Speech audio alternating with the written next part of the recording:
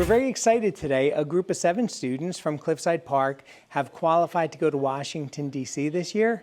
It's called the Real World Design Challenge. They created a 68-page packet of engineering designs, physics calculations, business plans to have a drone that will investigate wildfires. This year we had to create one that could detect the wildfires and see how hot it is, how dangerous it can be, where the fire edge is, how far it'll spread, and we also have to be able to transport supplies to the fire without landing, which was introduced in the international competition. The CAD design is going to have to be changed.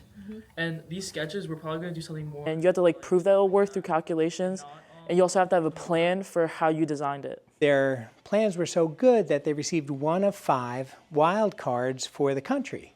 So now they will go and compete at an international level where they're going to improve their plans, and they'll meet with engineers, aerospace engineers, pilots. I work on stuff such as the actual airframe, the wing design, such as airfoils, just the flight, the motors, the propellers. Overall, I just like to see things fly, which is why I'm passionate about this project. I don't know how many sensors you guys have. Do you know how many?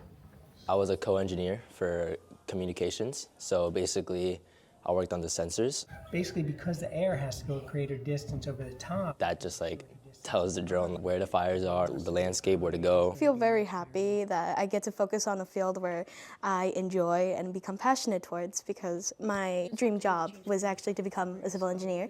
So this actually leads me to inspire myself to go through the field and also go through many aspects onto the engineering world. This is my first year being here, and my first year being in the STEM Academy as well. And when I first joined, I was really fascinated because I really liked how engineering works. I like how building things is and how all the technology goes together. Kaitlyn really took charge. Without her, we definitely wouldn't have had the motivation to do it, because she really stayed on top of us to get our work done. We've been very fortunate. Some very, very kind people have already reached out and made donations, for which we're very grateful. So first and foremost, thank you. But we're still fundraising. To go to the trip, it costs $600 per student. If anyone will be willing to send in some donations to the STEM Academy Washington, D.C. trip. Our address is 64 Riverview Avenue in Cliffside Park. And again, thank you to the people who've already been so generous and kind.